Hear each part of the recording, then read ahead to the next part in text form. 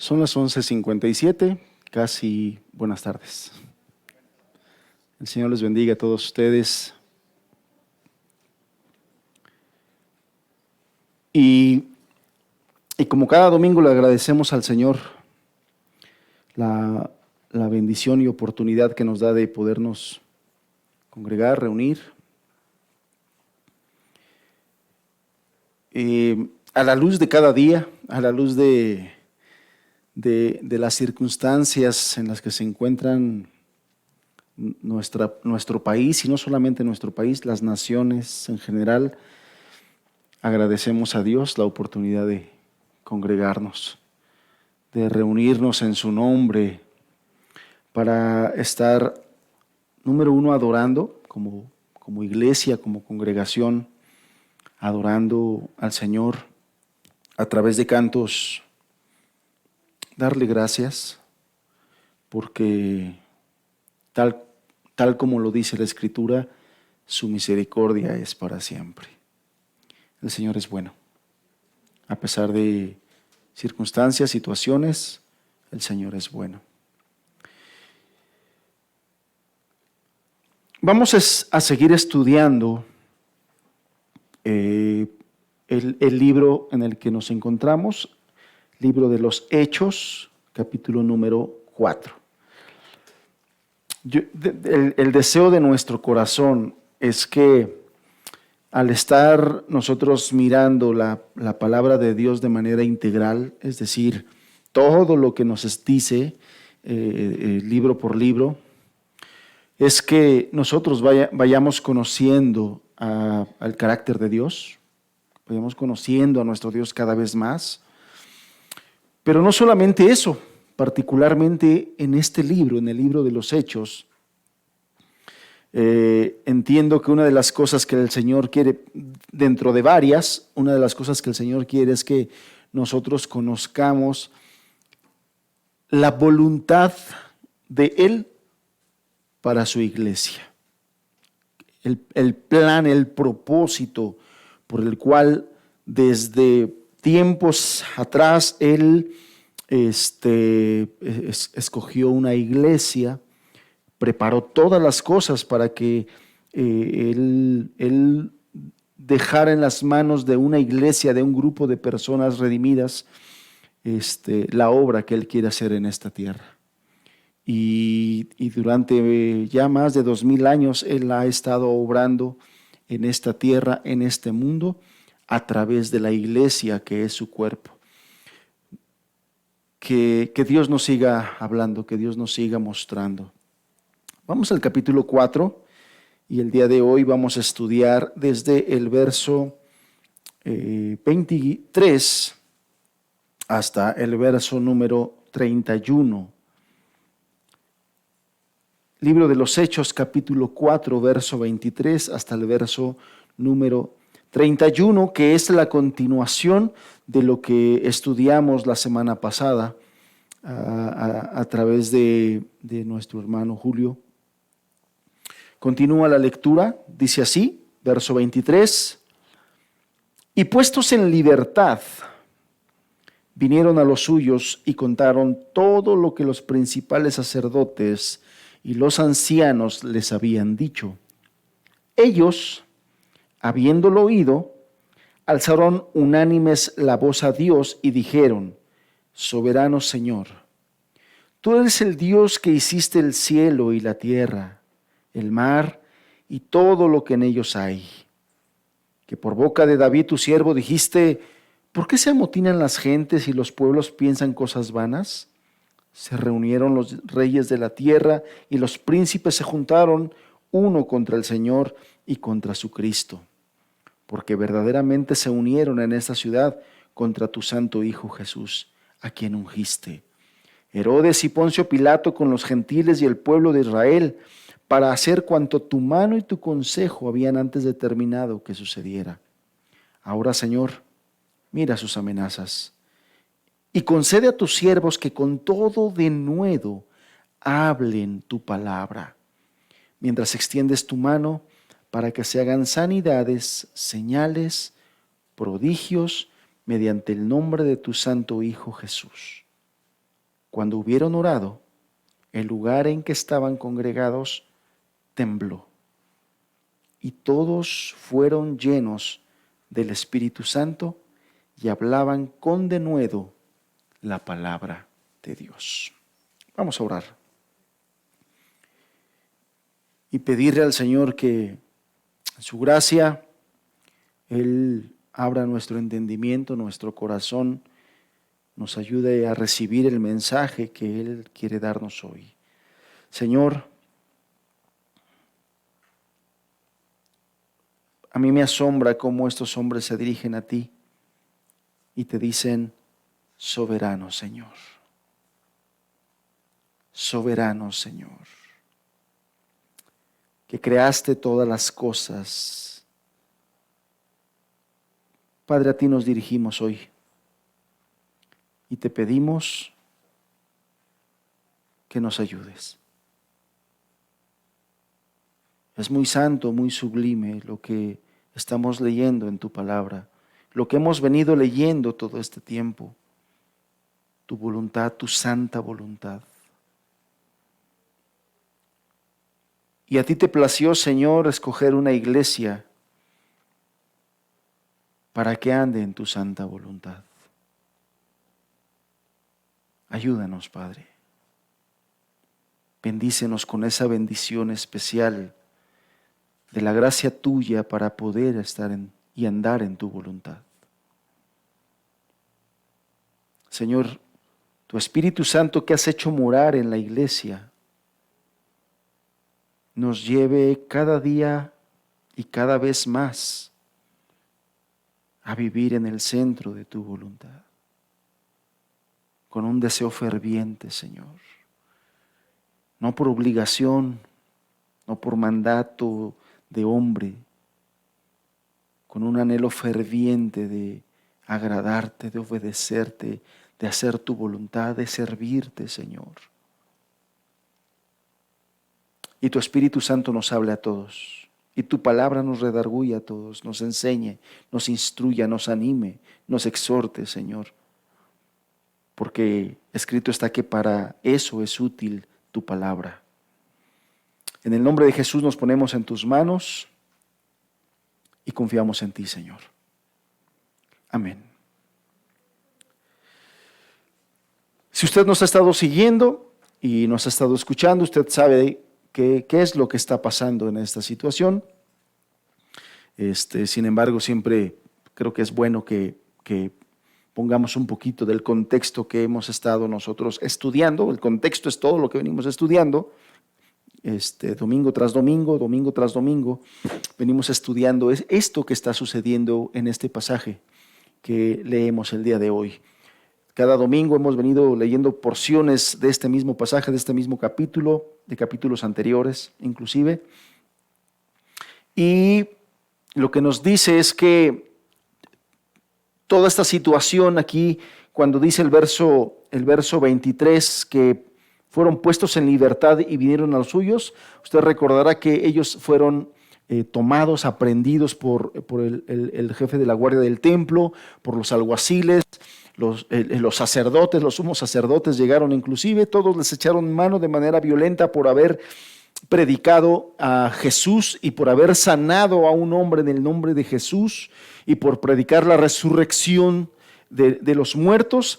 Ellos fueron tomados, a estos hombres que los tomaron no les gusta, no estaban de acuerdo, no querían que los apóstoles predicaran el nombre de Jesús, anunciaran el nombre de Jesús, anunciaran la resurrección de los muertos en el nombre de Jesús, y por ello los tomaron, los apresaron, los amedrentaron, los amenazaron, inclusive creo que les dieron por ahí inclusive algunos latigazos, y los amenazaron diciéndoles que ya daron todo lo que los principales sacerdotes. Entonces, yo espero que usted esté ya recordando todo lo que hemos estado hablando de esto y nos estemos situando ya en el momento, porque son muchas cosas de verdad importantes, interesantes, lo que Lucas nos relata y deja sentado en todo este pasaje.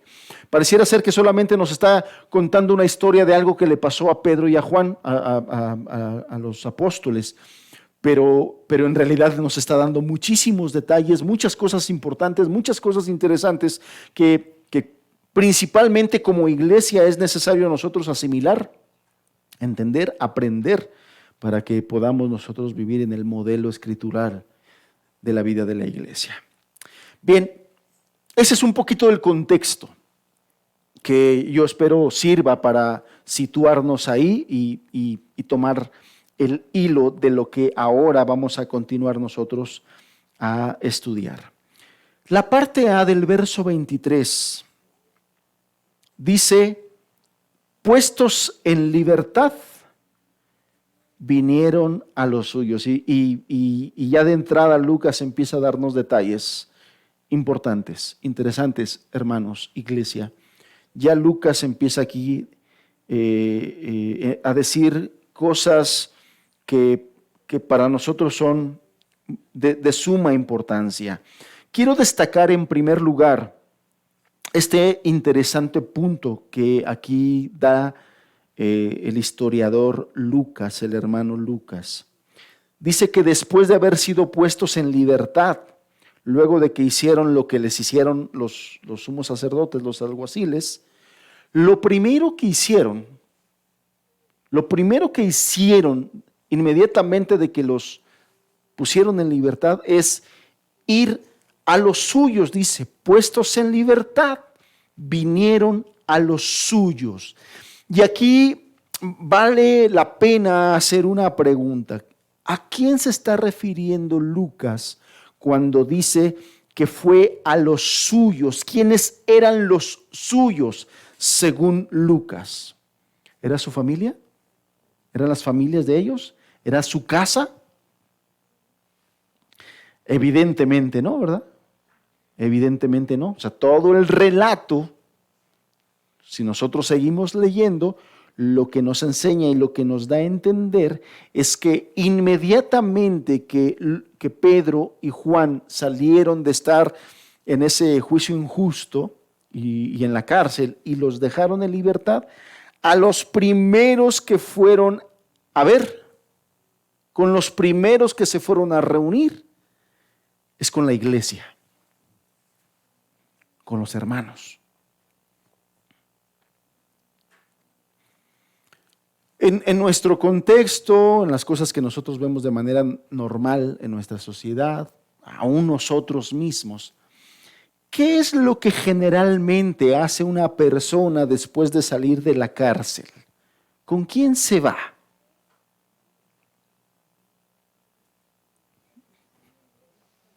Con su familia, ¿no? A su casa. Pero en este caso no fue así. O sea, después de que alguien está encarcelado no sé cuánto tiempo y los dejan salir, lo primero que hacen es irse a su casa, ¿no? Muy sonado ayer, antier, que dejaron libre a una mujer de la política, un caso muy polémico, que estuvo 3 años presa, y el día de ayer, antier, salió y se ve en los reportajes cómo se va a su casa, ¿no? Y eso es lo que generalmente hacen las personas después de una situación así, se van a su casa. Bueno, Lucas nos está diciendo que aquí no fue así. Y tenían familia, definitivamente, los hermanos tenían familia, pero no se fueron con su familia, no se fueron a su casa. Y aquí Lucas nos está remarcando otro aspecto, nos está enfatizando, porque es algo que viene hablando ya de los capítulos anteriores, y aquí nuevamente vuelve a tomar la oportunidad para remarcar la verdadera hermandad que existía en esa iglesia. Una verdadera hermandad. Y con esto quiero decir algunas cosas importantes, porque, bueno, pues en la iglesia al día de hoy yo conozco la mayoría de las iglesias cristianas, evangélicas, etcétera, nos tratamos de hermanos, ¿no? Hola hermano, hola hermana, buenos días hermana, y nos tratamos de hermanos. Pero da la impresión que en la mayoría de los casos solamente es un modismo, una forma de decirnos, o sea, como que la forma de decirnos en la iglesia es así, y entonces pues así nos decimos.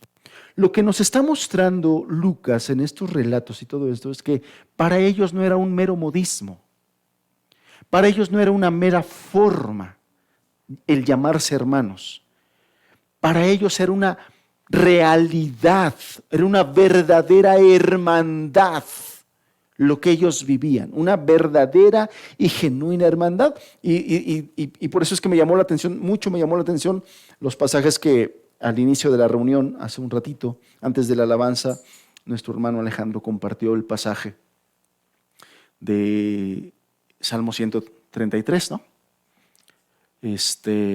Mirad cuán bueno y cuán delicioso es habitar los hermanos juntos y en armonía. Mirad cuán bueno es. Y estudiar ese pasaje, de verdad que es muy rico estudiar. La expresión de mirad cuán bueno es muy particular. El decir cuando habitan los hermanos juntos, y esa expresión juntos no solamente quiere decir que estamos aquí presentes, sino que hay entrañablemente hay una verdadera relación. Esa es la parte que Lucas está resaltando aquí, hermanos. En un momento, si nosotros no ponemos la suficiente atención, el suficiente interés, cuando nosotros leemos la palabra de Dios, nosotros lo que vamos a hacer muchas veces es leer de manera muy superficial las cosas. Ya, bueno, se fue a los suyos. ¿Quiénes eran los suyos? Sí, se fue con los hermanos, se fue con la iglesia. Y perdemos mucha de la esencia importante que Dios nos quiere enseñar y de las cosas enfáticas que en estos 4 capítulos hemos nosotros visto y aprendido es cómo Dios nos quiere decir que una de las cosas muy importantes dentro de la vida de la iglesia es la unidad, es la verdadera hermandad. No solamente porque, bueno, pues tenemos que venir aquí y aquí estamos los domingos y los domingos nos tenemos que ver. De verdad existía entre los hermanos un aprecio genuino que brotaba desde el corazón, desde acá adentro, no palabritas, no de dientes para afuera. Realmente se sentían hermanos, realmente se sentían familia. Realmente se apreciaban unos a otros, realmente había ese amor genuino entre ellos. Y aquí ellos estaban remarcando lo que el Señor Jesús dijo allá en Mateo capítulo 12, verso 50. Si lo quiere leer en su Biblia, Mateo 12, acompáñeme por favor, verso 50.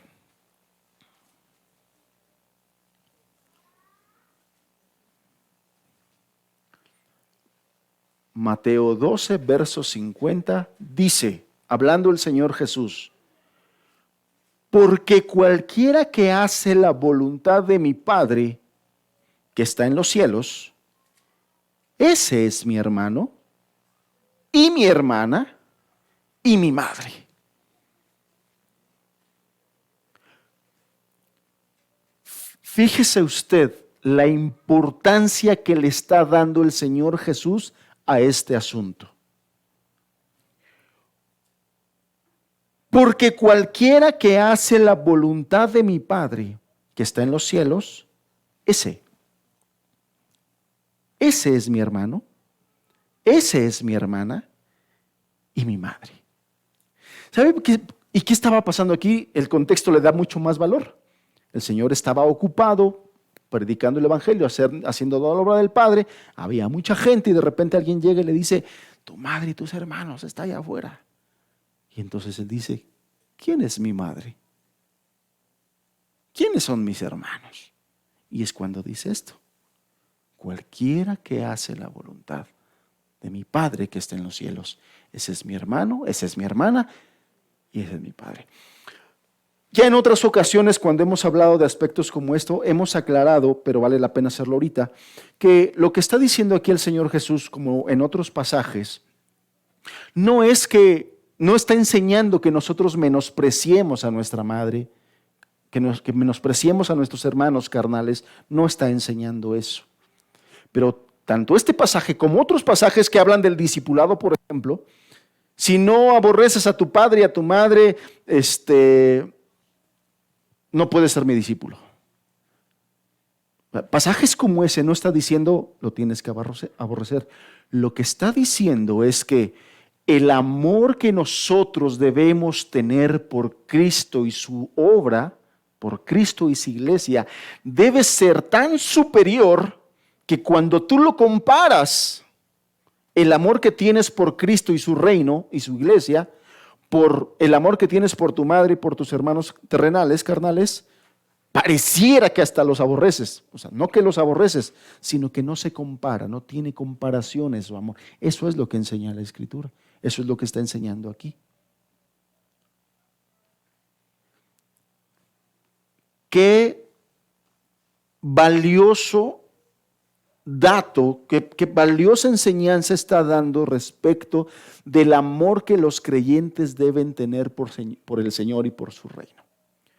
Entonces, quiero dejar claro, la Biblia habla cómo los cristianos debemos amar, honrar a nuestros padres, cómo los cristianos debemos amar a nuestros hijos, cómo debemos ser responsables con nuestro prójimo.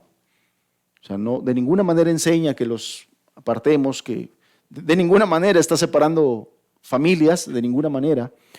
Sin embargo, el Evangelio muchas veces hace eso.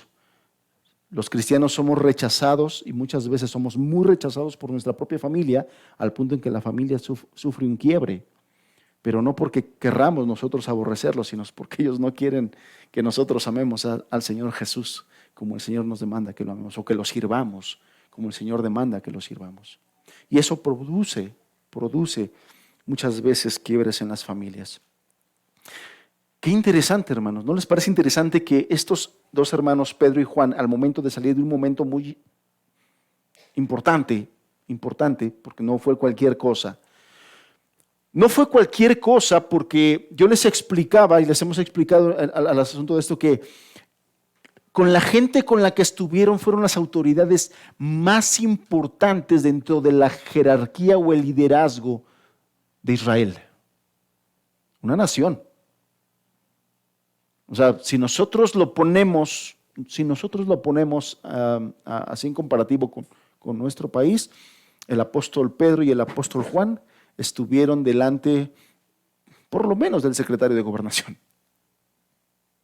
Digo, en ese momento estaban gobernados por Roma, no estuvieron ante el César, pero estuvieron en el que le sigue, que en ese momento era los sumos sacerdotes, el liderazgo más alto en la jerarquía judía. Cuando se habla de la guardia del templo, estuvieron ante una autoridad judicial como la fiscalía. No fue cualquier cosa, hermanos.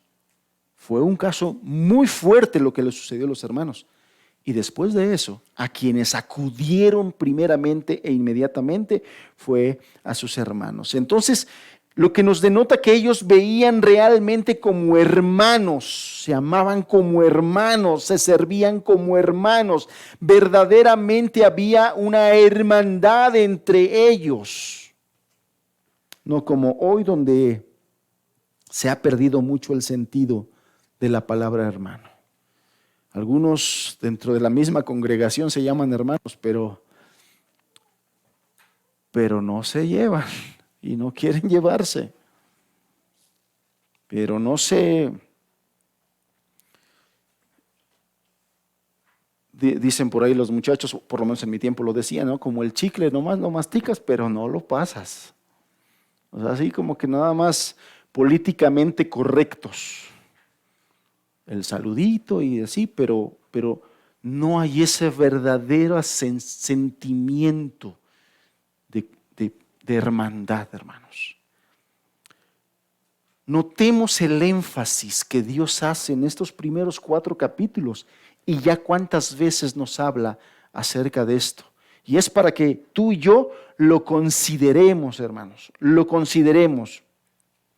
¿Cómo está nuestra relación con cada uno de nuestros hermanos dentro de esta congregación, dentro de nuestra iglesia aquí? ¿Cómo está tu relación? ¿Cómo está ese aprecio de hermandad con tus hermanos? Y a lo que nos quiere llevar, hermanos, es a un punto como este, donde verdaderamente hay un sentimiento de hermandad. Verdaderamente nos consideremos como hermanos al punto, yo no sé qué haríamos nosotros, yo no sé qué harías tú, hermano o hermana, si te pasara una situación así donde sales de la cárcel porque estuviste ahí de una forma injusta, o sales de un hospital después de una enfermedad, y a donde primero acudimos es a nuestra casa, a nuestra familia. No estoy diciendo que esté mal. Lo que estoy diciendo es que la Biblia nos está mostrando qué tan fuerte era el sentimiento de hermandad en aquella iglesia, que estos hermanos, en lugar de ir a su familia, fueron a su familia en Cristo. Eso es lo que estoy diciendo. La parte B del versículo 23, o sea, la primera parte dice, puestos en libertad, vinieron a los suyos, y luego dice, y contaron todo lo que los principales sacerdotes y los ancianos habían dicho.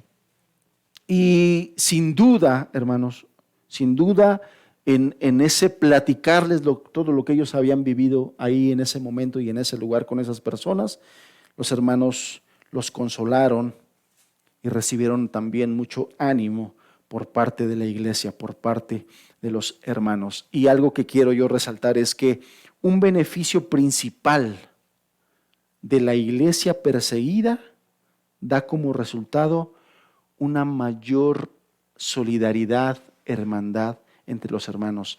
Si algo podemos nosotros mirar en el libro de los Hechos es persecución, y lo vamos a estar viendo durante los 28 capítulos. Y la otra cosa que vamos a ver es que durante toda esa persecución la iglesia se unió cada vez más. La iglesia se afianzó en su hermandad cada vez más. Y lo que la historia, aparte de la Biblia, nos dice es que esto así es, así sucede. Los hermanos se afianzan más, se unen más en medio de la tribulación, en medio de la persecución. Creyentes perseguidos se juntan de manera natural en busca de apoyo mutuo. Si no lo has leído después de las muchas veces que lo he recomendado, lo vuelvo a recomendar para que lo leas. Léete el libro del Mártir de las Catacumbas, para que puedas entender más de lo que estoy diciendo aquí. Consigue el libro del Mártir de las Catacumbas. Y vas a entender mucho, de una manera muy preciosa, porque el libro de las Catacumbas, aunque es de autor anónimo, está relatado de una forma maravillosa, maravillosa. Te mete a la historia, o sea, te mete a la historia. Y puedes ver cómo está manifestado esta hermandad en los hermanos perseguidos allá en Roma. Aquí más adelante, en los versos 32 y 35, Lucas nos describe la unidad que resultó de este brote inicial de persecución, ¿no? Dice el verso 32 y 35. Y la multitud de los que habían creído eran de un corazón y un alma. Y ninguno decía ser suyo propio nada de lo que poseía, sino que tenían todas las cosas en común. Y con gran poder los apóstoles daban testimonio de la resurrección del Señor Jesús, y abundante gracia era sobre todos ellos. Así que no había entre ellos ningún necesitado, porque todos los que poseían heredades o casas las vendían y traían el precio de lo vendido y lo ponían a los pies de los apóstoles. Hasta ahí leemos. ¿Qué cosa? Versículos como ese nos dice la magnitud de la unidad, la fuerza de la unión de esta iglesia, hermanos. Aquí podemos ver cómo quizá una de las razones para la desunión de la iglesia de hoy, así lo puedo yo pensar al mirar esto, es la falta de presión externa, hermanos. Estamos muy tranquilos, la verdad. En nuestro país, sería interesante, ahorita se me está ocurriendo, y no lo vamos a hacer, pero nomás se me está ocurriendo, por eso hasta me estoy riendo ahorita. Sería interesante que hiciéramos una lista de cuáles son tus principales luchas como cristiano, tus principales sufrimientos, tus principales congojas, tus principales luchas, lo que más te aflige. ¿Qué es lo que más te aflige? ¿Cuáles son tus luchas? ¿Cuáles son las cargas principales de tu oración a Dios? Evidentemente, hermanos, si nosotros nos comparamos con esta iglesia, no hay comparación. Esta iglesia estaba viviendo el inicio de una fuerte persecución. El inicio de una fuerte persecución, hermanos. En ese sentido, o sea, estos hermanos habían estado en la cárcel, habían sido agredidos, habían sido golpeados, habían sido encarcelados por una sola razón, su fe. ¿Cuántos de nosotros estamos padeciendo por esa sola razón? Nuestra fe. ¿Qué estás padeciendo hoy? Tú que estás padeciendo hoy por tu fe en Jesucristo. ¿Qué luchas, qué dificultades te está trayendo tu fe en Jesucristo el día de hoy?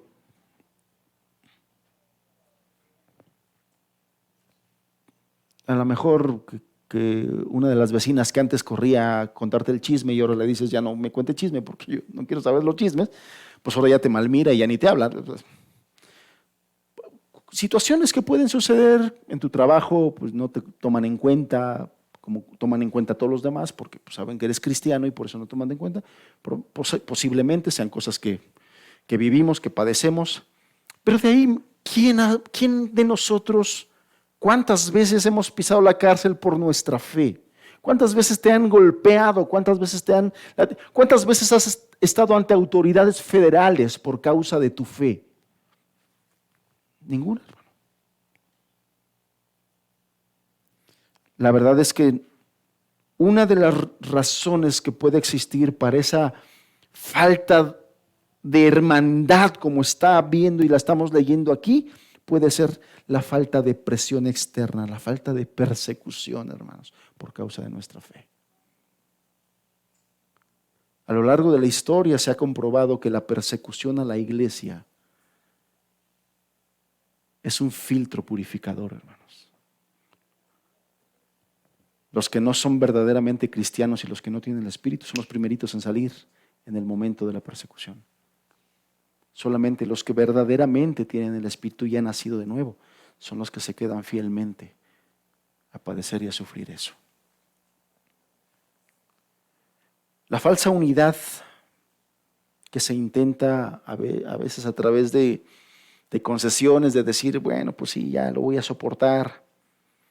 O a veces una indiferencia a la verdadera doctrina y no le queremos entrar al tema y al punto para no generar una controversia, a veces solamente agrava el problema, hermanos. En ese sentido yo he asumido una posición muy clara, hermanos, y cuando hay cosas que veo que algunos hermanos no creen, pero que no están en consonancia con la palabra de Dios, disculpe, mi deber es decirte, no estás bien, no estás correcto, no estás interpretando correctamente la Escritura. Y te lo tengo que decir, es mi deber.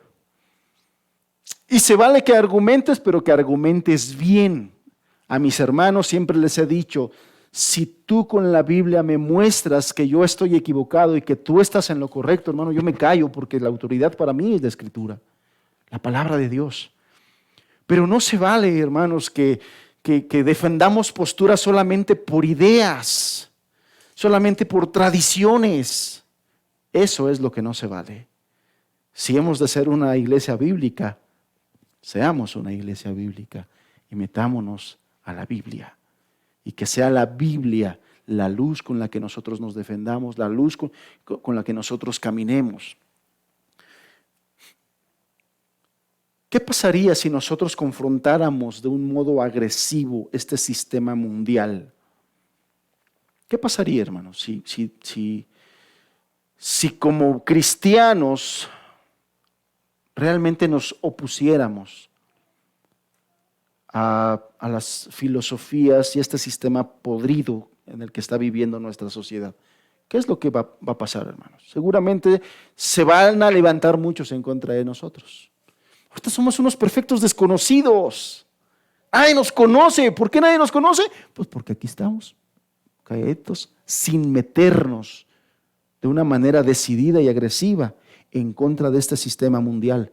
¿Qué pasaría si nosotros nos metiéramos de manera frontal a oponernos a este sistema mundano, perverso, a oponernos directamente y frontalmente a las manchas pro aborto?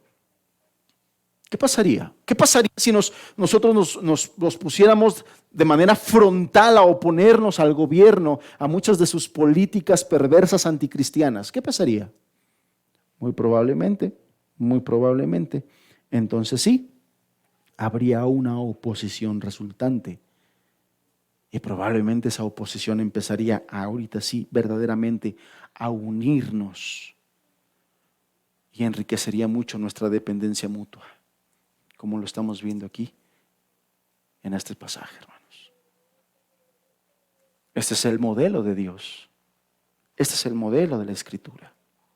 Bueno, lo que yo quiero puntualizar de este punto es la verdadera unidad, la verdadera hermandad, hermanos.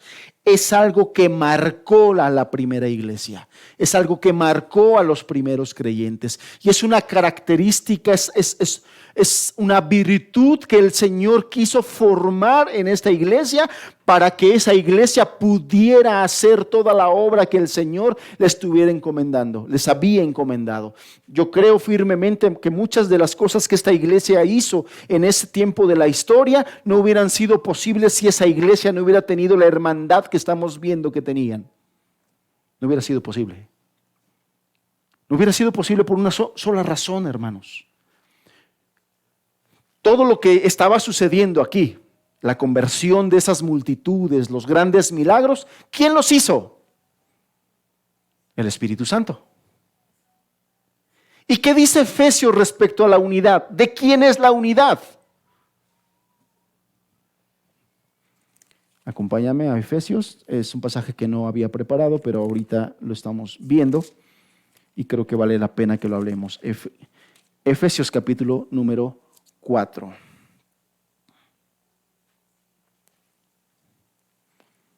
Efesios capítulo número 4.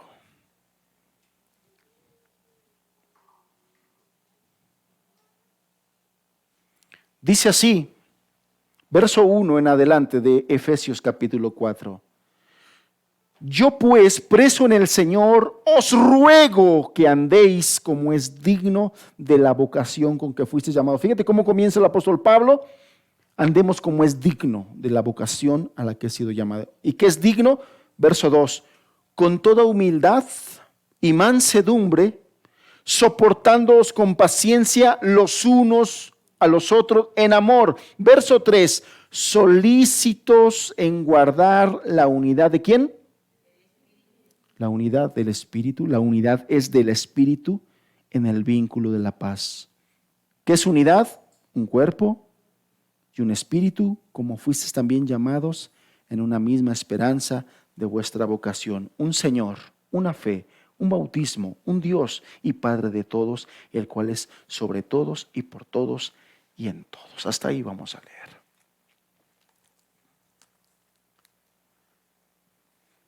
El mismo autor de todos estos milagros y prodigios, de la sanación de este cojo de nacimiento, del grande evento el día de Pentecostés, el autor de esos eventos sobrenaturales y gloriosos es el mismo autor de esta hermandad profunda de la iglesia. Por lo tanto, yo no me imagino al Espíritu Santo haciendo todas esas obras y milagros y no haciendo esta obra en el instrumento que Él quería utilizar.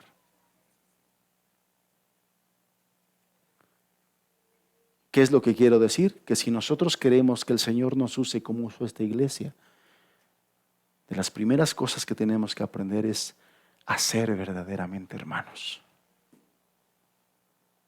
Son de las primeras cosas que tenemos que aprender. No ser hermanos de boca para afuera, de labios para afuera. Por aquí dices hermana, hermana, Dios te bendiga, y por atrás estás hablando de ella. La verdadera unidad marcó a los primeros creyentes. El apóstol Pedro, el apóstol Juan volvieron a los suyos, pero no en un estado de temor, de abatimientos y de temerosos. De, ay, hermanos, nos pegaron. No, hermanos, así no salieron ellos, sino salieron en un estado de euforia, contentos. ¿Y sabes por qué contentos, hermano? En nuestra sociedad, por eso dice la Escritura que la cruz es locura para los que se pierden. Porque sales de la cárcel después de que te agarraron, te jalonearon, te pegaron, te patearon, te latiguearon, te amenazaron, y tú sales contento, dices, este no está bien de su cabeza. Eso es lo que la gente pensaría allá afuera, porque las cosas de Dios son locura para ellos. Está loco, le acaban de pegar y viene contento. Pero es que ellos no valoran la magnitud de la gloria de haber tenido la oportunidad de haberle predicado al concilio, a la crema innata de la sociedad judía, hermanos, a los rabinos, a los escribas, a los que se decían los máster del conocimiento bíblico y escritural. A ellos, unos humildes pescadores, les habían predicado el evangelio. Y esta grande oportunidad, el apóstol Pedro y el apóstol Juan lo tenían como algo sumamente glorioso, como un privilegio, como una oportunidad. Y además, fíjate, hermano, parte de esa euforia y alegría es porque fueron tenidos por dignos de sufrir por el Señor.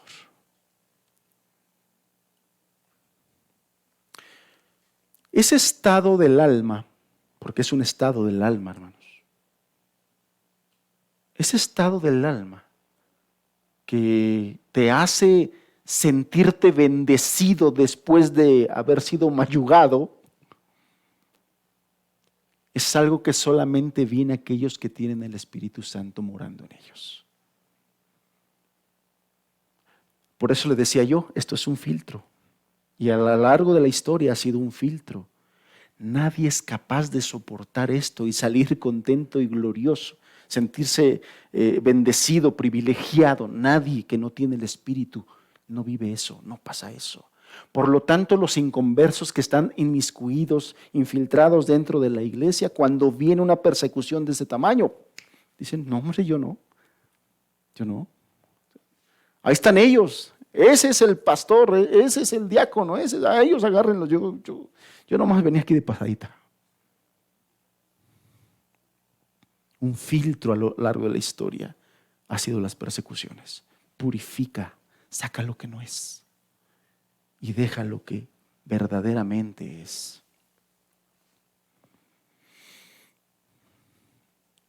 Fíjese lo que sucedió en el verso 24, cuando los demás oyeron el informe que los hermanos gozosos les estaban dando. Dice el verso 24, y ellos la iglesia, los hermanos, habiéndolo oído, alzaron unánimes, otra vez lo vuelve a remarcar, unidad. Alzaron unánimes la voz y dijeron: soberano Señor, tú eres el Dios que hiciste el cielo y la tierra, el mar y todo lo que en ellos hay. Hacemos una pausa ahí para analizar ahora el verso 24.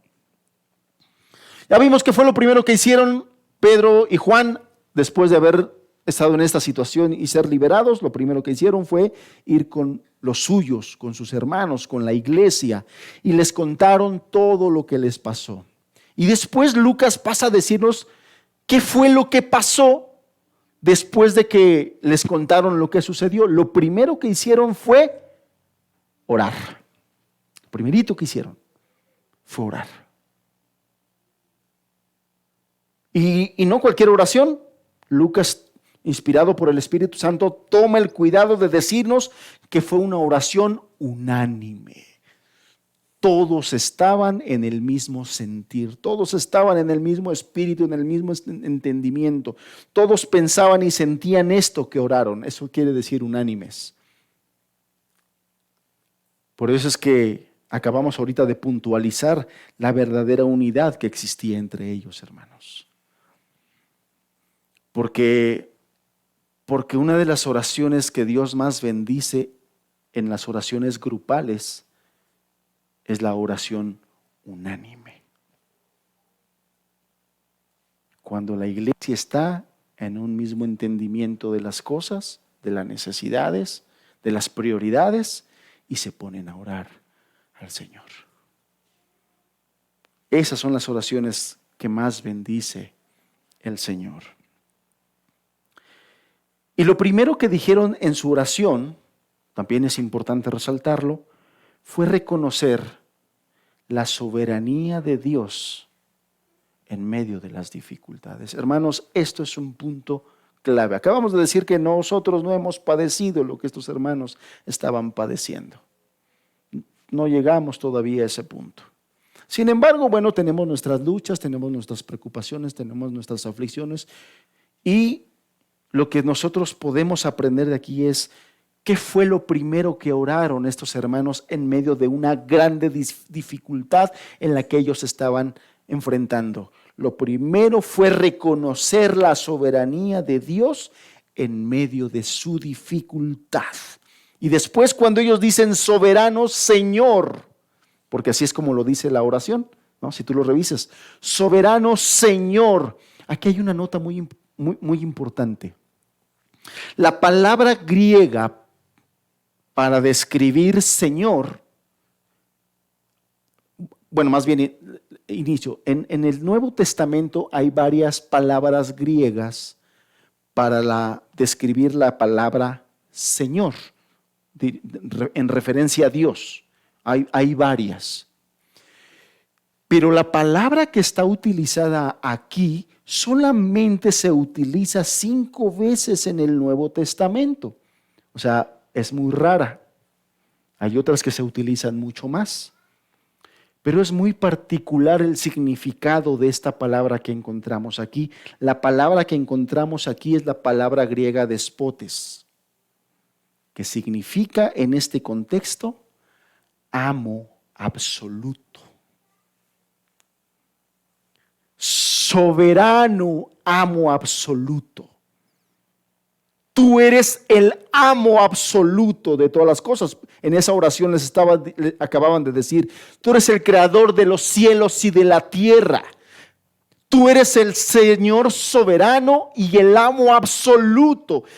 Había una rendición en su oración, hermanos. Había una rendición. Al mismo tiempo que ellos oraban y pedían, en ese mismo momento reconocían ante quién estaban hablando y ante quién se estaban postrando. Era una oración con muchísima humildad, con muchísimo respeto, diciéndole, tú eres el que manda en mi vida, tú eres mi amo absoluto. Tú eres el que decide todas las cosas que a mí me han de ocurrir y me han de pasar. Tú eres mi Señor y tú haces conmigo lo que tú quieres.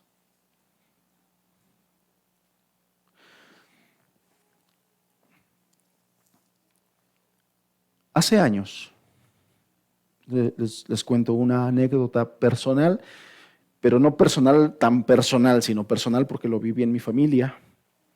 Y yo espero que mi esposa me dé permiso, gracias mi amor por darme permiso de contar esta anécdota. Hace años, después de que nació nuestra primera hija, Elisúa, que fue un embarazo de alto riesgo, después de ella tuvo dificultades para poder tener otro bebé, es decir, volvimos a embarazarnos y no se logró el bebé y murió dentro del vientre. Y al poco tiempo volvimos a intentarlo y volvió a quedar embarazada mi esposa y nuevamente sucedió eso. Dentro del vientre de mi esposa murió el bebé. Eso para una madre es muy doloroso. Para una mujer que tiene temor de Dios y tiene afecto natural, más. El día de hoy existen muchas mujeres sin afecto natural, cosa que la Biblia nos advirtió que vendrían, mucha gente sin afecto natural. Todas esas mujeres abortistas son sin afecto natural, pero las que tienen temor de Dios, afecto natural, el perder a uno de sus hijos así es fuerte, no es cualquier cosa.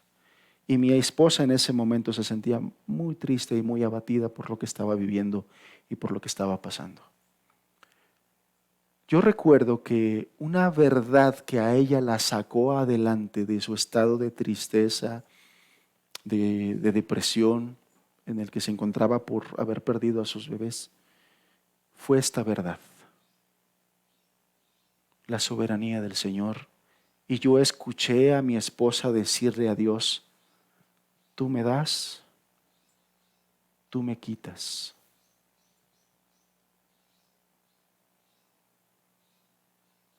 Tú haces lo que quieres con mi vida. Tú eres mi Señor. Cuando mi esposa entendió esa verdad en su mente y en su corazón sanó. Y le dio 2 hijos más.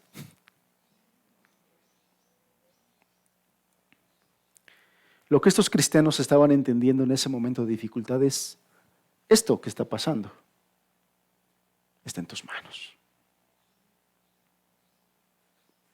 Tú decides sobre nosotros. Tú eres nuestro Señor. Tú eres nuestro dueño. Y tú haces con nosotros como tú quieres. Estos cristianos enfrentados con oposición se consolaron en este atributo de Dios. El Señor es mi amo absoluto, Él es soberano. Ellos estaban entendiendo que todo su sufrimiento estaba dentro de la voluntad del Señor. Hermano, entendamos que todo nuestro sufrimiento y lo que pasamos está dentro de la voluntad del Señor. Está formando carácter en nosotros. Está formando muchas áreas de nuestro carácter en nosotros. Ellos entendían que Dios, al ser el creador de todas las cosas, Él tiene el total control de todos los acontecimientos. Por eso fue que citaron: tú eres el creador de los cielos y de la tierra. Ellos ahí estaban razonando: por lo tanto, tú tienes el control de todo lo que sucede aquí en esta tierra.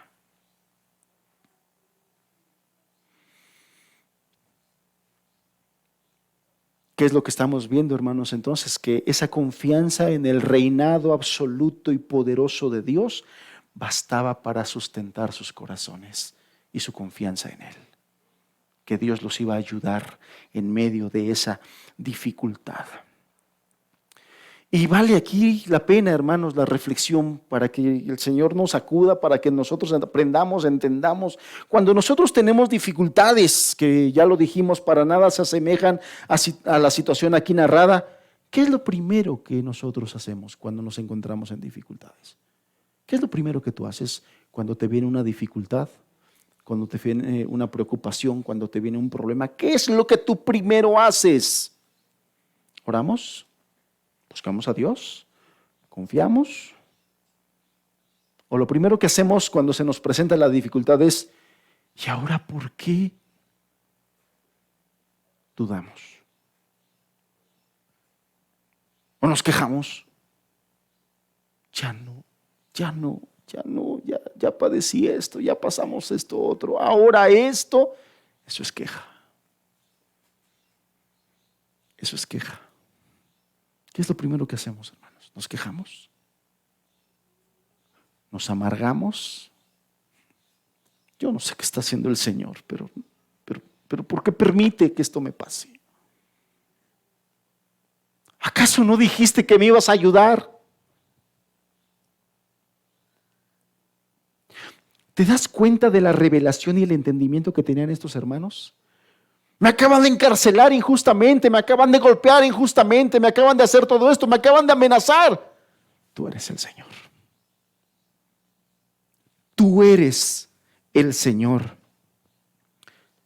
Hermanos, la soberanía de nuestro Dios es un atributo presente en la realidad de nuestro día a día.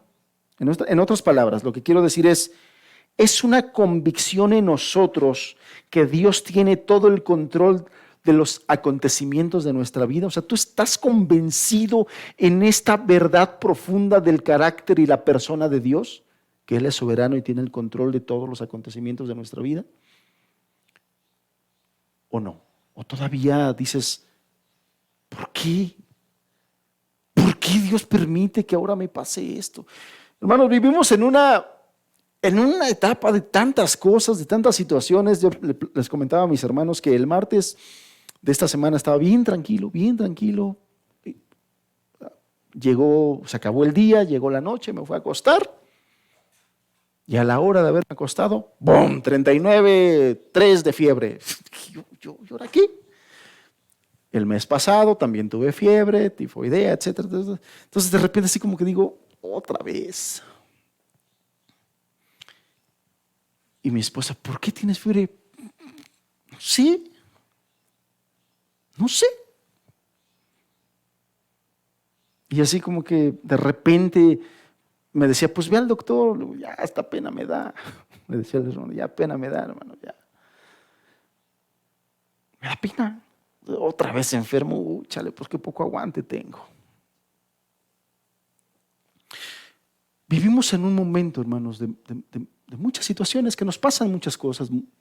Una enfermedad, ahorita estás tú, al rato tu familiar, todavía no sales tú y ya está el otro, todavía no sales de esta, ya estás en la otra.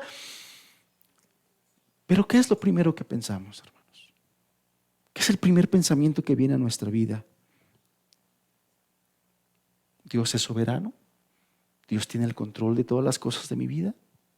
Dios hace conmigo como Él quiere según su plan, porque también debemos entender que Dios no hace las cosas porque se le antoja, ¿no? O sea, porque, Él es soberano, pero siempre tiene un plan. Nuestro Dios es muy ordenado, hermanos.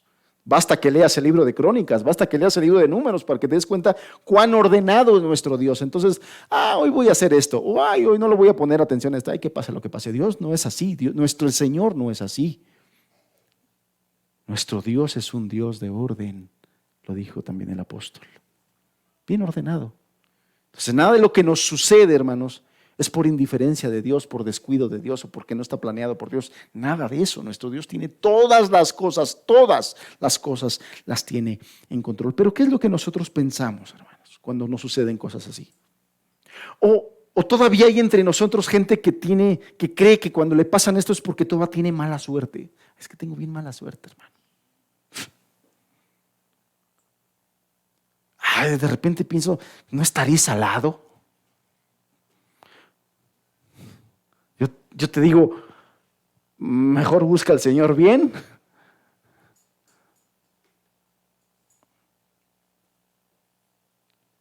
¿O todavía crees que algún inconverso, algún impío, pagano, puede hacer contra un cristiano hechizos de brujería? Y es que me han de estar haciendo un trabajito, hermano. ¿Crees eso? Si todavía tú crees que un inconverso, pagano, impío, brujo, hechicero puede hacerle un trabajito a una persona que es templo del Espíritu Santo, es porque no has entendido quién es Dios y qué es lo que hace en nosotros. No has entendido que mayor es el que está en nosotros.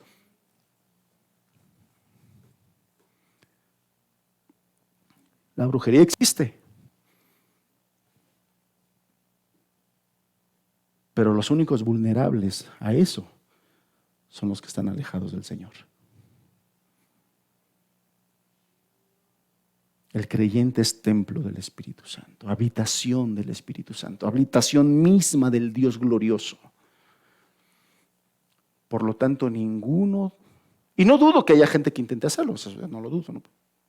Pero de que puedan hacerlo, la respuesta es un rotundo no.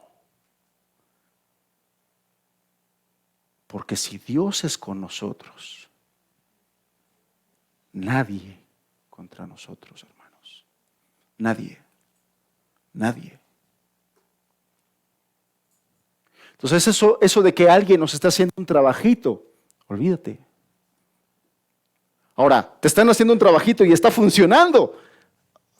Busca a Dios, porque probablemente no estés habitando. El Espíritu Santo no esté habitando en ti y estés viviendo una falsa conversión y por eso está teniendo los resultados que está teniendo. Eso sí. Pero si estamos viviendo en Dios, si el Señor nos ha salvado, si el Señor nos ha perdonado, si hemos sido llenados con su Espíritu Santo, si el Espíritu Santo habita en nosotros, hermano, ninguna de esas cosas, ni mala suerte, ni salados, ni cosas así de brujería, hechicería, olvídate.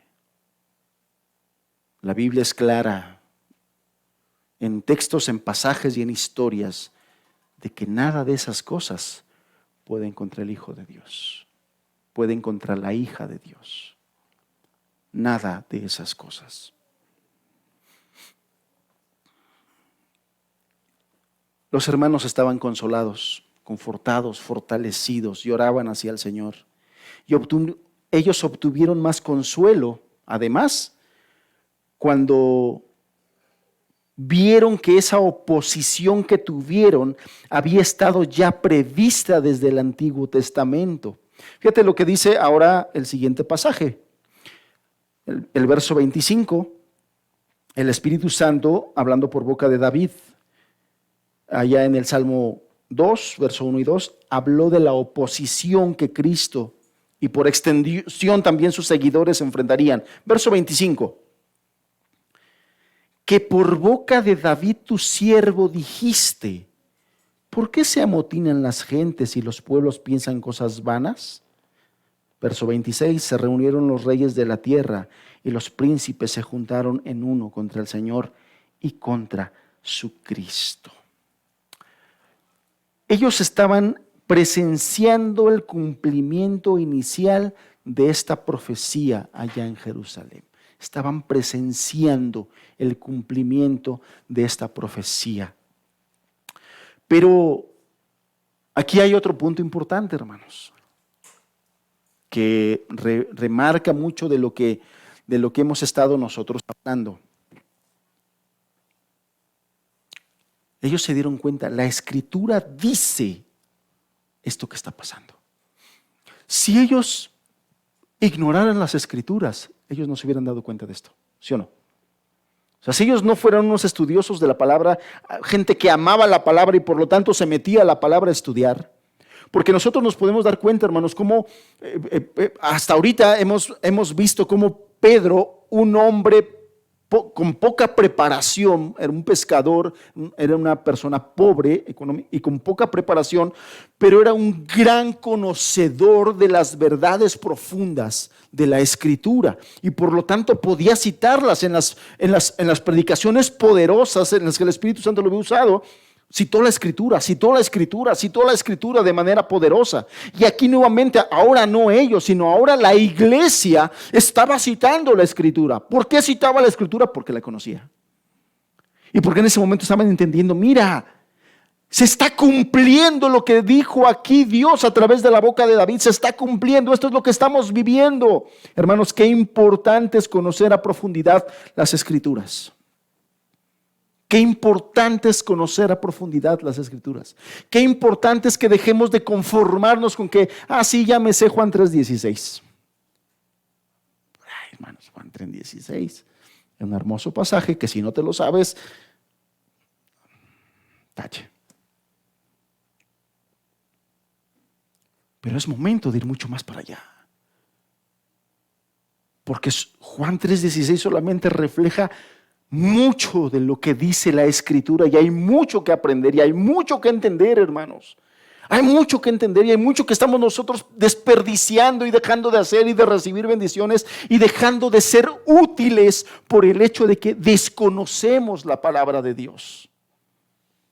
Desconocemos muchas de las cosas que el Señor quiere hacer con nosotros. Y por cuanto las desconocemos, pues por eso no vamos con Él y le decimos: Señor, tú dijiste que harías esto con nosotros. Ayúdanos a hacerlo. Porque lo desconocemos. Estos hermanos fueron grandemente bendecidos, animados, consolados, porque a través del conocimiento profundo que tenían de la Escritura se dieron cuenta que Dios ya había dicho que esto sucedería. Estaban recibiendo consuelo de las Escrituras. Esto los animaba, los alimentaba, los confortaba. Y lo que tenemos que mirar es que nosotros no podemos abandonar la palabra de Dios, dejarla ya arrumbada, leerla poco, estudiarla poco. Amemos la palabra, hermanos, profundicemos en ella, preparemos, conozcámosla cada vez más, hermanos.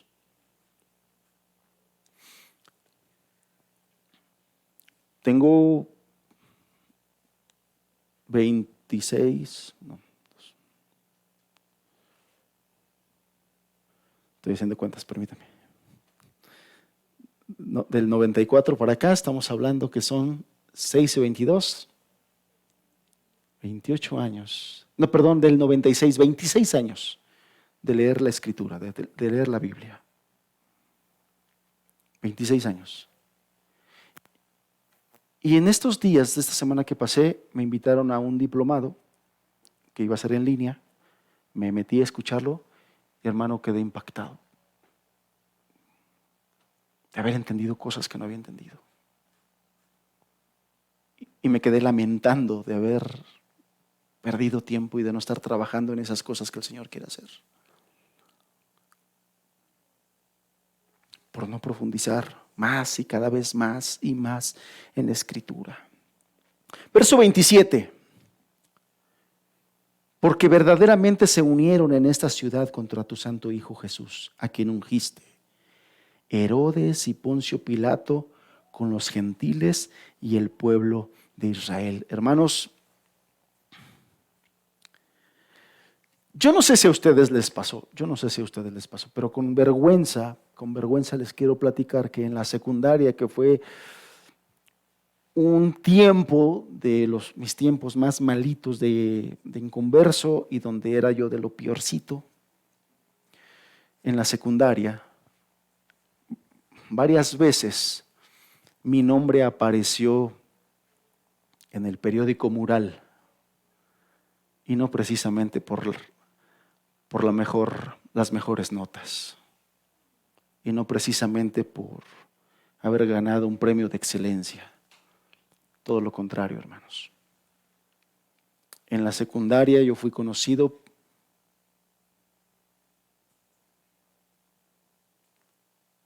por el más desastroso de mi generación. El más desastroso. Si ustedes iban y preguntaban por el Moncho, todos decían, ahí está. Todo el mundo lo conocía. Me conocía el prefecto, me conocía el director, me conocía el de recursos escolares, todo. Tercer año, con vergüenza les digo, lo tuve que cursar con carta condicional. Mi pobre madre tuvo que ir a poner su cara para que me dieran permiso de escribirme a tercero, porque ya no querían recibirme en tercero de secundaria. Y como dicen los chavos hoy, veía yo mi nombre ahí y decía, qué oso. Bueno, en la palabra eterna de Dios, que es eterna, el evangelio eterno, hermanos, quedaron unos nombres registrados: Herodes, Poncio Pilato, los gentiles y el pueblo de Israel. ¡Qué oso! Porque no están siendo descritos aquí como a los hermanos de arriba que estaban gozosos con todos, no. Porque verdaderamente se unieron en esta ciudad contra tu santo Hijo. ¿Quiénes? Herodes, Poncio Pilato, los gentiles y el pueblo de Israel. Dios dejó para la eternidad y a la posteridad los nombres de sus enemigos, hermanos. Porque nuestro Dios es amor. Porque nuestro Dios es grande en misericordia. Porque nuestro Dios tiene una gracia inmensa para salvar al pecador, porque Él no quiere que el pecador muera, sino que éste proceda al arrepentimiento. Nuestro Dios es misericordioso y se complace en misericordia. Pero no lo tientes, porque también nuestro Dios es fuego consumidor. Y aquí quedaron los nombres de estos que el día de hoy están preparados para el infierno: Herodes, Poncio Pilato, los gentiles y el pueblo de Israel. No tengo ahorita el dato si este mismo Herodes es el que aquí en el libro de los Hechos lo vamos a ver. Un día lleno de soberbia y jactancia se puso a arengar al pueblo. Y el Señor lo mató en ese momento, y dice que la Escritura que en ese momento su cuerpo estaba hediendo, comido de gusanos.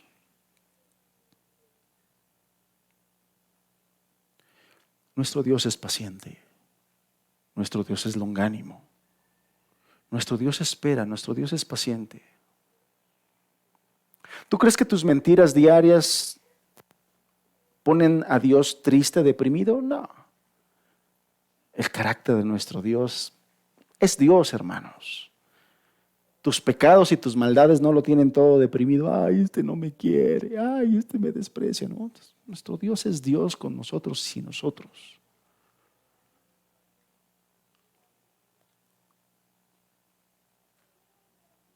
Dice la Escritura, el Señor Jesús dijo que tu peor pecado es haber recibido la luz y rechazarla. Ese es tu peor pecado. Ni tus mentiras, ni tus parrandas, ni tus pachangas, ni el pecado que tú quieras pensar. El peor pecado del ser humano es haber recibido la luz a través de Jesucristo y rechazarlo. El Señor Jesús mismo dijo: yo no te condeno, la palabra que has oído es la que te condena. Hermanos, amados que nos acompañan, y el día de hoy no te entregas al Señor Jesús, después de días y días y días y tiempo que el Señor te ha hablado, y tiempo que sabes que tienes que arrepentirte, y tiempo que sabes que tienes que entregarte, y tiempo que sabes que hay una eternidad, y sigues en tu rebeldía y sigues en tu desprecio al Señor, entiende una cosa: el Señor es paciente, pero hay un día en el que si no te has arrepentido, el Señor ejecutará la sentencia que ha venido avisando y advirtiendo. La condenación eterna espera para los no arrepentidos, para los que no se quieren arrepentir de sus maldades, para los que no quieren amar al Señor Jesucristo con todo tu corazón. El apóstol Pablo claramente dijo: y el que no ame al Señor Jesucristo, ese sea maldito. Y se va a cumplir la Escritura. Qué duro es, hermanos, que los nombres de estos hombres hayan quedado aquí escritos como enemigos de Dios. Herodes, Poncio Pilato, los gentiles, ese pueblo de Israel de aquel tiempo, quedaron registrados como enemigos del Señor. Y la Escritura dice que en el cielo el Señor tiene un acta de decretos, donde Él está anotando tu actitud para con Él.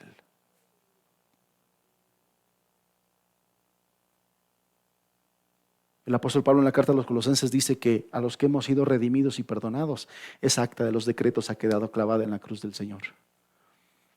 Y ya no nos es contraria. Pero si tú el día de hoy sigues rechazando a Jesucristo, no te entregas, no entregas tu voluntad, esa acta está activa. No está crucificada, no está clavada, no está anulada, sigue activa. y es la que te va a condenar. La Escritura dice, dura cosa es dar cosas contra el aguijón, hermanos. Que escuchando tomes en poco la palabra de Dios. Eso es querer dar patadas. Imagínate lo que dice aquí, dura cosa es dar coces contra el aguijón. Imagínate una punta filosa, una varilla con vida y tú te agarras a darle patadas. Eso es lo que hace la comparación que está haciendo la Escritura cuando una persona está recibiendo el Evangelio y la rechaza. Y lo que te dice, eso es duro. Eso es peligroso. Verso 29.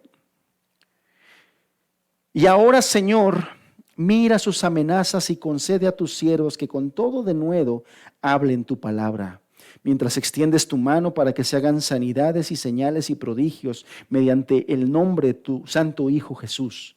Cuando hubieren orado, el lugar en que estaban congregados tembló y todos fueron llenos del Espíritu Santo y hablaban con denuedo la palabra de Dios. ¿Cuán lejos estaban los congregados, los hermanos, la iglesia, de ser intimidados por las amenazas del concilio? Se puede apreciar aquí en el cierre de la oración que hicieron. Y ahora, Señor, mira sus amenazas. Y ahora concede que tus siervos con todo denuedo hablen de tu palabra. Aquí los hermanos, después de pedirle al Señor que mirara las amenazas a fin de que tomara en cuenta la culpa de ese concilio, ahora le pide protección para los amenazados, para los predicadores. Y la alabanza de ellos se convierte en una petición a Dios al solicitarle que conceda a sus siervos predicar con eficacia la palabra de Dios. ¿Se dan cuenta que no pidieron protección para Señor, dinos dónde nos escondemos porque nos van a perseguir? ¿No? Estaban todos temerosos. ¡Ay, Señor! Mira sus amenazas. Y a nosotros, Señor, concédenos, porque estos nos dijeron que nos callemos. Estos nos dijeron que ya no hablemos. Pero tú concédenos que hablemos más. Hermanos, qué corazón, qué iglesia, qué espíritu. Y además pidieron que el Señor siguiera haciendo sanidades, realizando señales, prodigios, mediante el nombre de su santo Hijo Jesús, para confirmar la palabra, para confirmar el Evangelio. Y esa respuesta de Dios no tardó en llegar, hermanos. Dice el texto que cuando hubieron orado, el lugar en el que estaban congregados tembló. Y aquí se está haciendo una referencia, está ligando la oración a un es un milagro también, es un fenómeno sobrenatural. Temblores hay muchos y cada vez los percibimos más, ¿verdad? Pero aquí, específicamente aquí, ese temblor fue ligado a la oración que era una respuesta del Señor, fue algo milagroso, fue algo sobrenatural, tembló, no cualquier cosa. Hermanos, estamos hablando de un momento, de un tiempo, de una etapa especial en la que el Espíritu Santo se estaba moviendo de manera sobrenatural. ¿Ya recuerdas tú cuando pasó Pentecostés que ellos escucharon como un estruendo? Fue algo milagroso, algo sobrenatural. Lo mismo estaba sucediendo aquí. ¿Qué fue lo que percibieron aquellos? ¿Qué era lo que sentían al estar orando, hermano? ¿Qué sentirías tú que después de estar orando con fervor en un miércoles, reunidos aquí pidiéndole al Señor ver la gloria aquí en Puebla, el lugar temblara como respuesta a la oración? ¿Tú crees que estos hermanos que identificaron ese temblor como respuesta de Dios salieron corriendo y se busquen el punto de reunión? No, hermanos. Se quedaron alabando al Señor ahí, sin miedo, sin preocupación. La manifestación física de la presencia del Espíritu Santo a través de un temblor. Y dice que ahí, tal como en pasajes, volvieron a ser llenos del Espíritu Santo por tercera vez, hermanos. Lo cual nos indica que la llenura del Espíritu es: ya estoy lleno, ya estuvo, ya no necesito más. No, es constante, la llenura del Espíritu. Aquí ya lo cita, es la tercera ocasión en que estos discípulos fueron llenos del Espíritu Santo, hermanos. Pregunta, ¿cuántas veces hemos sido llenos del Espíritu Santo, tú y yo? ¿Cuántas veces, hermanos?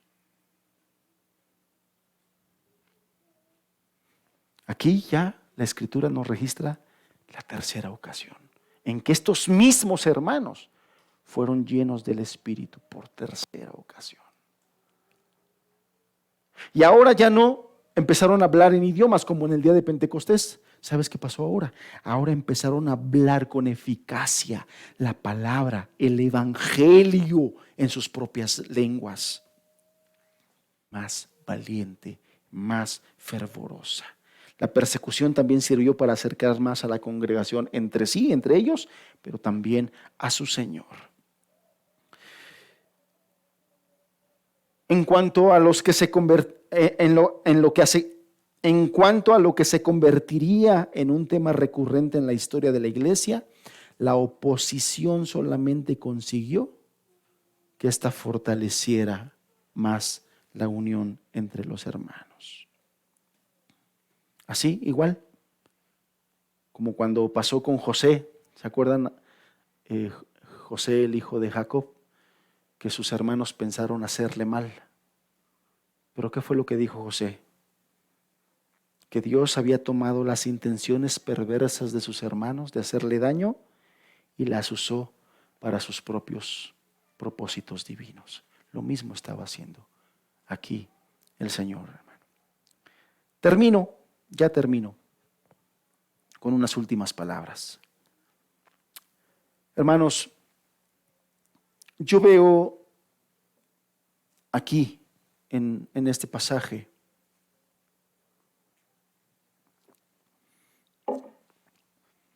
una iglesia llena de creyentes consagrados, consagrados a Dios, consagrados al Evangelio, no medias tintas, hermanos, no medios cristianos, consagrados. Cristianos para los que el mundo ya era muerto, su vida ahora era Cristo, la iglesia, la gran comisión. Y solamente así es que pudieron impactar, hermanos. Entregados, consagrados. Yo sé que el día de hoy tenemos que trabajar, hay quienes tienen que estudiar. Es más, como ser humano tienes que divertirte, disiparte. Está bien, tenemos que divertirnos, relajarnos, hacer muchas cosas más como humanos que somos. Pero si nosotros somos verdaderos creyentes, hermanos, nacidos de nuevo, con el Espíritu Santo, estaremos consagrados a servir al Señor donde estemos haciendo lo que estemos haciendo. Y nunca olvidando que tenemos una gran encomienda, hermanos. Tenemos una gran encomienda. Ser luz del mundo y ser sal de la tierra.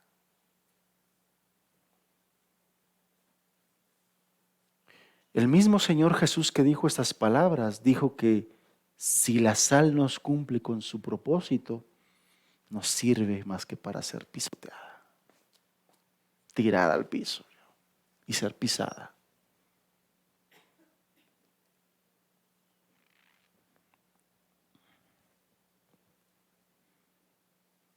Tenemos que ir a predicar el Evangelio y a ser discípulos. Hemos dejado que los incrédulos, inconversos ocupen lugares que la iglesia tendría que estar ocupando para extender el reino. Siempre en la mente y en el corazón de nuestra nueva naturaleza, la vida nueva que de Dios hemos recibido tiene que estar presente, hermanos. Tal como lo dijo el Señor Jesús, estamos en el mundo, pero no somos de Él.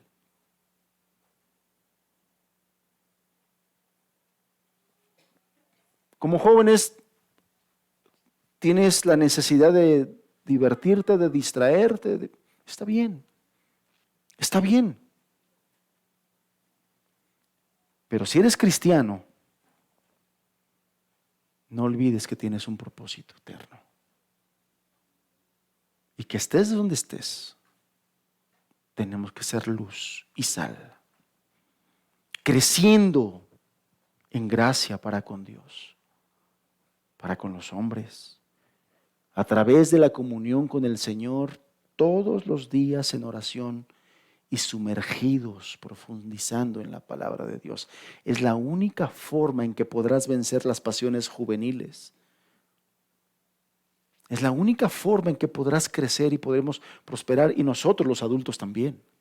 La única forma, hermanos, de ser cristianos y vivir cristianos es estando con Cristo. Es la única forma. Trabajando, sí, con nuestra familia, como se ha enfatizado mucho, para alcanzar a los perdidos donde quiera que el Señor nos tenga, ya sea en casa, en el trabajo, en la escuela, con familiares, con amigos, con compañeros, con desconocidos. Hemos querido a veces romantizar el Evangelio y decir, no, ahí en tu casa, ahí es tu misión. No, no solamente ahí es tu misión. Hay otras personas que necesitan el Evangelio. Tenemos que ser responsables con la crianza de nuestros hijos. Definitivamente es una forma de extender el reino. Pero que no se nos olviden las otras almas que están perdidas. Debemos tener claridad, visión de lo que Dios quiere que hagamos. Hermanos, ¿tenemos claridad y visión de lo que Dios quiere que hagas como creyente, como cristiano? ¿Para qué te quiere el Señor? Objetivos claros, con fervor, hermanos, con fe, con valor, impactando, recuperando espacios que hemos delegado a los incrédulos. Que Dios nos ayude. Señor, tú eres el mismo de ayer, de siempre.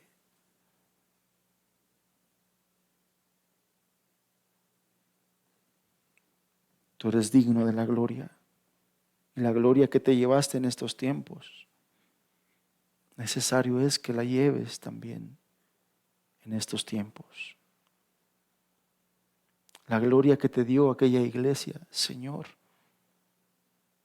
concede que la iglesia del siglo XXI pueda glorificarte de la misma manera.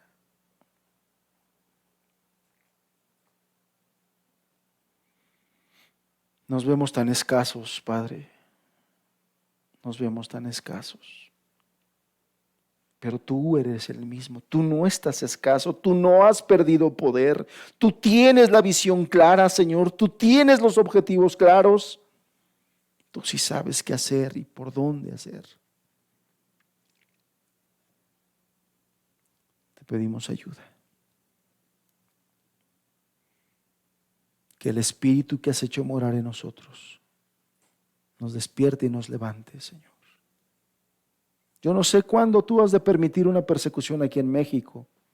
Yo no sé cuándo hemos de padecer ante el gobierno por nuestra fe. No lo sé, si pronto, no lo sé. Pero el tiempo pasa. Las almas se pierden. Y la iglesia no te da la gloria que debiera darte, como debiera dártela, Señor. Ayúdanos. Ayúdanos. En el nombre de Jesús te lo pedimos. Amén, Señor. Que el Señor le bendiga y que tenga usted un bendecido domingo, una bendecida tarde, y nos vemos el próximo domingo con el favor de Dios. Gracias por su atención.